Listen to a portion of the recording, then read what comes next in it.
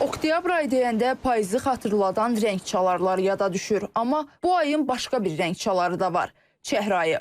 Bu rəng bir ay boyunca milyonlarla qadının həyat mübarizəsini simvolizə edir. Dünyada çəhrayı oktyabr süd vəzi xərçənginə qarşı mübarizə ayı kimi qeyd olunur. Qeyri-hökumət təşkilatlarından birinin rəhbəri, 2 uşaq anası Günay xanım isə sadəcə geyim rəngi ilə deyil, həm də mübarizəsi ilə bu ayı uğurla təmsil edənlərdəndir. Ona təxminən bir il əvvəl süd vəzi xərçəngi diaqnozu qoyulub. Çətin və ağrılı keçən bir ilin sonunda o bu xəstəliyə qalib gəlməyi bacarıb.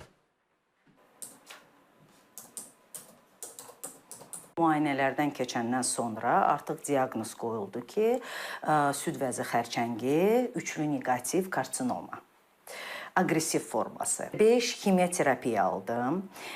5 kimyoterapiyadan sonra ümumiyyətlə protokola görə mən 8 kimyoterapiya almalıydım. Sadəcə 5 aldım, artıq gücüm yox idi. Yanvar ayının sonu əməliyyat olunuram, mastektomiya.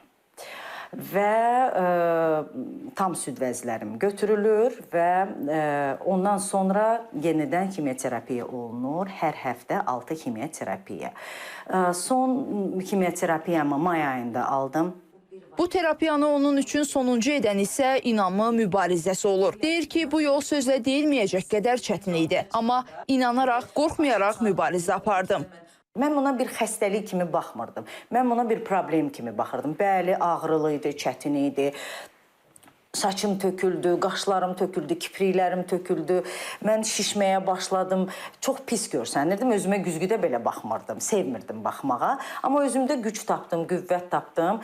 Və həmçinin də düşünürdüm ki, mənim işim var, mənim cavabdehliklərim var. Ona görə mən güclü olmalıyam və mən bu xəstəliyə qalib gəlməliyəm. Mənim həkimim dedi ki, Günay, mən sənə 100% qarantiya verirəm ki, sən sağalacaqsan və sənin sonuncu müayinən təmiz çıxacaq. Elə də oldu.